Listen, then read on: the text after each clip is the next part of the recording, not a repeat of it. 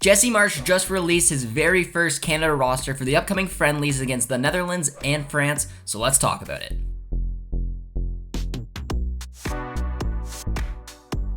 Now, the interesting thing I find right away with this roster is that there is 26 players on it, and that is basically the maximum amount of players you can bring to a Copa America. Now, because these two friendlies against the Netherlands and France are just friendlies and it's not the actual tournament, I assumed he would have probably brought around 30 players to get a real look at some new guys. He didn't. He went with 26 plus one training player, which we will get into. I find that very fascinating, so this could very well be the same squad that goes to the Copa America. We will begin with the keepers, and there are four, but one is the training keeper. I wouldn't say there's a massive amount of surprise here. Maxime Crépeau, I expect to be the starter.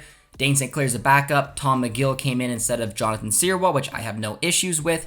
And then the training keeper is Grégoire Zwidarski, which is Bordeaux's young Canadian keeper. You may have recognized him from his time with the Canada U20s. So it'll be some good experience for him. I have no issues there. I don't really know who's going to be the starter. My gut tells me it'll be Crépeau, but I'm recording this before Jesse Marsch speaks to the media at 2 p.m. Eastern Time. So maybe we'll find out a little bit more then, but for right now, I'm assuming it'll be Crépeau. Next up, we have the back line, and this is the one where I'm a little bit confused exactly where everyone is going to go, mainly because of Kyle Hiebert. If you listen to Jimmy Conrad's podcast, he had Jesse Marsch on for one final episode on the Call It What You Want, and he highlighted a few center backs because they were referring to that being Canada's weak spot, and it seemed like the two players that he really mentioned with maybe a little bit of potential to start was Bombito and Hiebert. The interesting thing is, though, there's a few players that can play in different positions, so I'm going to try to place the players in the depth chart within this squad, starting from right back, center back,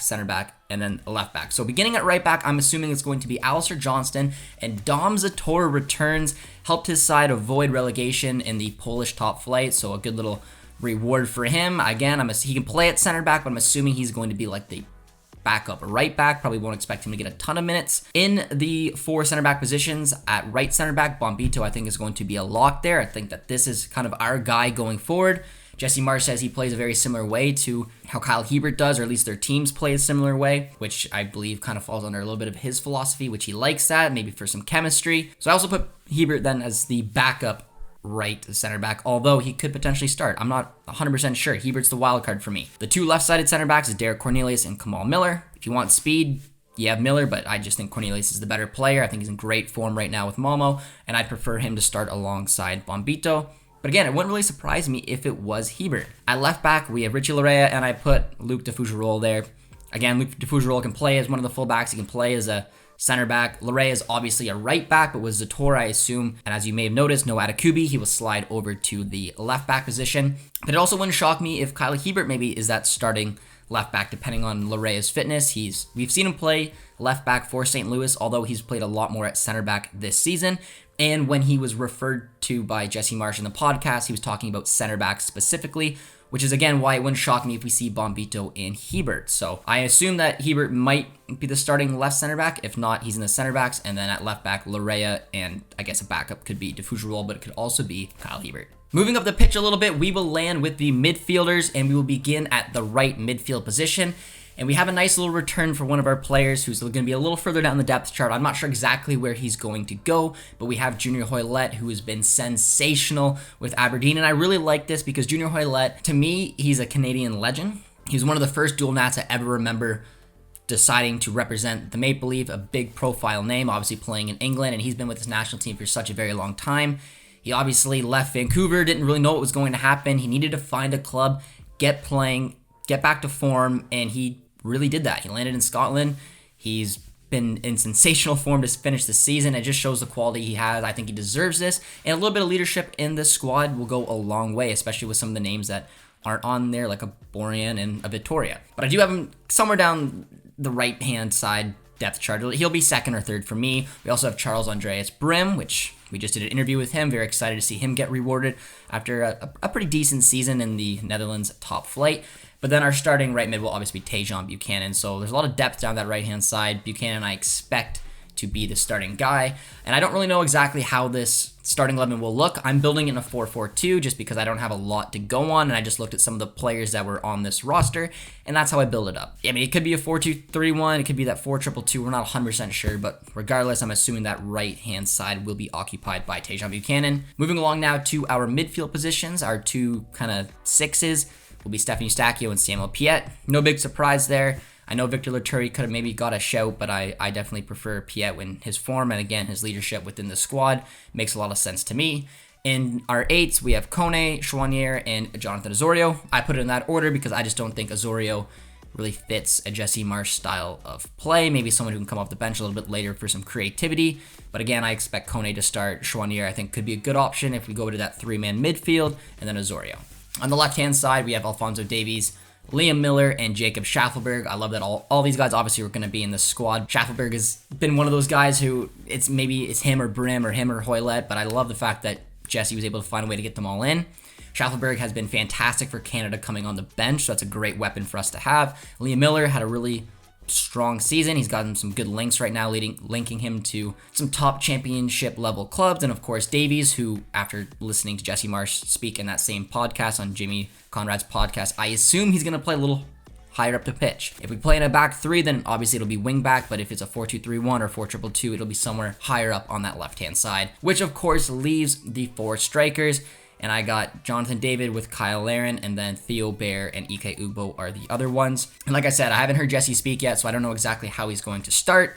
Just given the personnel we have, this is how I built the team. You could maybe try to switch it up into a 4-3-3, 4-2-3-1, but I don't know. The 4-4-2 kind of makes sense. Maybe he doesn't go with Larin. Maybe that's the big surprise. Maybe it's an Ugbo who gets up there. He can obviously press pretty well and maybe play that Jesse style a little bit better.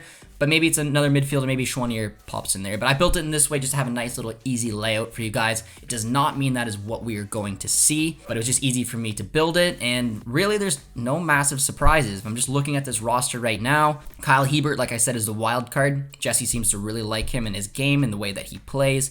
I think Bombito will have a big role, but we already kind of knew that. Zator returns, Hoylett returns, Brim returns, and then we only went the four strikers up front, which in a 4-4-2 or even, I guess, a one-striker system might make sense, but, gives you options there with Theo Bair getting rewarded for a fantastic season in Scotland. No big dual nats. That was another big takeaway. There was no surprise package big dual nat that was coming here to get really recruited. But let's go over some of the absentees before we move on here. And I just put a little list down of players that, not like a giant surprise, but some players who may feel a little overlooked. I mentioned a few of them already throughout the video. We got Liam Fraser. He's having a pretty good season with Dallas. He was obviously called up when they were in Dallas for the TNT matchup, but Milan Borjan, probably his time in the national team is done. Joel Waterman was also mentioned on that podcast, but he's had a really tough start to the season right now with CF Montreal, so unfortunately no room for him. We got McNaughton right now, who's been battling some fitness issues. Atakubi, obviously, he's injured, which is a shame for him. Victoria, whose spot with the national team is probably done. A lot of people thought Scott Kennedy would get a look, given the fact that he's a very fast, he's playing a lot. He could really probably fit into that high line Jesse Marsch style, so I was a little surprised there, but again, it kind of looks like maybe Hebert will be that kind of guy maybe for Jesse. Zach McGraw was also mentioned and was left off the list. Theo Corbiano, who's obviously playing in La Liga, was left off once again. Jay Nelson, who's had a pretty decent start right now to his season. Ali Ahmed, which is going to be a big one, which guys will be pretty upset about. It's hard to imagine who would have maybe beaten him out. I'm assuming like a Brim would have just nudged an Ali Ahmed out, but I know our West Coast fans will not like that. I don't like that. I like Ali Ahmed. It feels like a shame. I might have even rather left off maybe even one of the center backs to get Ali Ahmed in here if you're going to sacrifice someone somewhere. Jason Russell-Rowe, which feels a little hard done by. I'm assuming it was going to be down to him or Theo Bair. We went with Theo Bair. And finally, DeAndre Kerr, who I think has been fantastic for TFC lately, but he's just a really deep striker pool. I guess you could play him out with wide, but you can't say that's any less strong because there's 6 wide players we have right now at the right mid, left mid, and they're all pretty much deserving of a spot. So overall, the 26-man squad with obviously that training keeper that we have here, I'm relatively happy with it. I don't really know what to do. Like I said, Hebert's a bit of a wild card. I thought he'd maybe, before that podcast, he'd be a little bit outside the national team. I don't like that Ali Ahmed's not in there. I think it's weird that a player playing La Liga doesn't get a shot in Theo Corbiano, but again, he didn't get one to begin with. He's not playing a lot. So all in all, I mean, yeah, I'm relatively happy. I'm really curious to see the way that this team's going to play. If I'm going to build it out, just very quickly for you guys, I would probably see Jesse Marsh doing this. Crepeau, Johnston, Bombito, Hebert, Larea, Buchanan, Kone, Eustachio, Davies, Laren, David. That's what I'm going to go with, the 4-4-2 or 4-2-2, however you want to look at it. It's going to be very exciting. We're going to have two very intense matchups coming up against the Netherlands and France. I'm very much looking forward to it. And then we obviously go into the Copa America potentially with this squad. We'll have to wait and see. But let me know what you guys think down in the comments. Do you like this squad? Do you think that Jesse may line it up in a different way than what I did with the 4-4-2 here? And of course, if you enjoyed this episode, be sure to drop a like, drop a sub. We'll see you guys soon. Cheers, friends.